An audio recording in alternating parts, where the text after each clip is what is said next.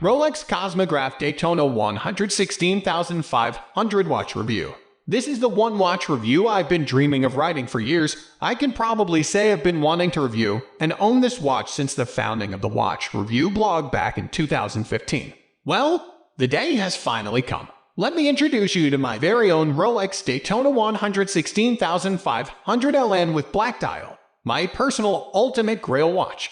Forget about all the hot horology pieces from Patek, Audemars, and land just for a moment, as this specific Daytona reference is the one that trumps them all for me. The Rolex Daytona 116,500 is a watch you can wear every day in nearly any situation and dress attire. It's sporty, as robust as all Rolex watches are. It has absolutely perfect size and weight proportions. It looks stunning brand new and ages gracefully as you wear it. Actually, I can't think of another watch that executes on these points as well as the stainless steel Daytona.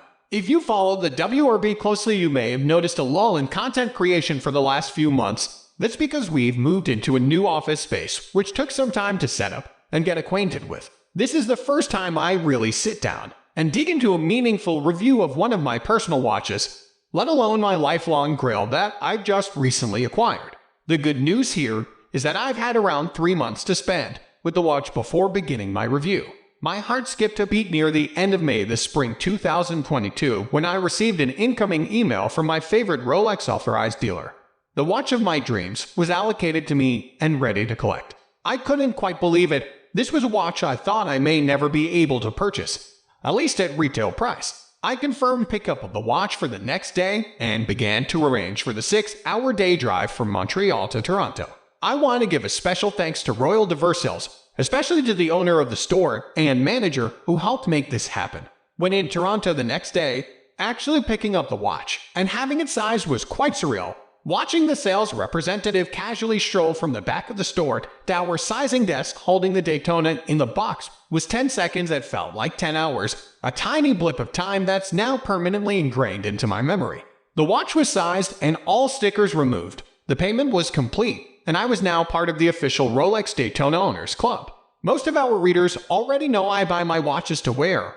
The new 116,500 didn't leave my wrist for a few weeks after buying it. My Submariner 114,060 and Air King 114,200 sat lonely in their proprietary watchbud cases. Let's fast forward 3 months to today. I now have a very solid collective of experiences and memories wearing the new Daytona. I'll say that this watch is hyped for a reason. It's perfection, period. We can dive into the details of this watch and compare it to other chronographs and sports watches all day long. It simply comes out on top and aces all categories. You're getting profound water resistance where the Speedmaster cannot deliver. A slim case where 99% of all automatic chronographs cannot deliver. A watch that just looks incredible on the wrist no matter what you're wearing, and a movement with a fascinating history, and the list goes on.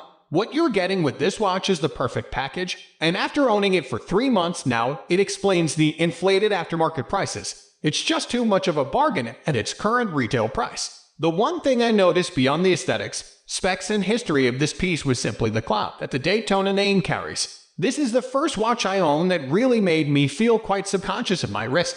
I was immediately more aware of who was looking at my wrist and quite a bit more careful in general when wearing it. It's not a loud watch by any means, especially the black dial version, but it's very recognizable due to its chronograph shape. If someone knows what the Daytona is, they are surely not going to miss it when they see one. Another big difference for me was how easily the polished center link scratch compared to the brushed links like on the Submariner. I had very fine hairline scratches in the bracelet after only the second day of use. After a few weeks, this all kind of evened out and is less apparent now than it initially was. Comfort on wrist is 10 on 10. It's fairly lightweight in the steel variation. As mentioned before, the sizing is also perfect, and the watch has all the curves and bevels in all the right places. It feels extremely elegant but at the same time sporty. I don't know why, but I get a cool Hugh Hefner hot tub vibe from this watch. It feels like the cover of a magazine on the wrist, and when you take it off and place it down for a moment, it begs to be worn. I'm looking forward to testing out a Jubilee bracelet and maybe a leather band or two, which can really switch up the personality of this watch. The bezel and dial are inky black, with the bezel appearing slimmer in person than it does in most photos. The conical slope of the bezel is also more apparent in reality, but can occasionally be captured in a well-timed photograph. The watch can feel busy at times due to the complex engravings on the bezel and full dial consisting of the 3 sub-dials and multiple lines of text. No room has been spared on the dial, but it's done in such a way that it works and is just part of the charm of this modern variation. The Daytona is quite unique in the Rolex lineup in that it's one of the few models left that's retained the classic case shape without transitioning to the super cases as seen on the blocky Submariner and in GMT Master Roman II variants, while also sporting the Zenith-style hour and minute hands at the same time. It has a stated Fordham size that actually measures in at 39mm, allowing it to wear smaller than most other sports watches in the Rolex catalog. There's just so much happening with the Daytona that I catch myself taking it out of the drawer just to gaze at and admire it at complete random. It's design execution at its finest that's just so intriguing. Many of you are already aware of the racing history behind the Daytona and its association with Paul Newman, so I won't bore you on that front. The movement in the 116,500 is quite the story to it, with it originally using Zenith movements and its final transition to an in-house Rolex movement, with the current one in this variation being the caliber 4130 with 72 hours of power reserve. The 4130 is sporting a paramagnetic blue parachrome hairspring oscillator, with the chronograph function being accurate to an astounding 1.8 of a second. Let's be honest here for a moment. For your average watch collector, the chronograph function probably won't be used very much. I've used mine only a handful of times in the 3 months since owning it, just to watch the central chronograph hand glide across the dial. Guys, I think you understand that I'm on cloud 9 with this watch, as most owners are. It's such a shame that it's so difficult to purchase from the Rolex authorized dealer.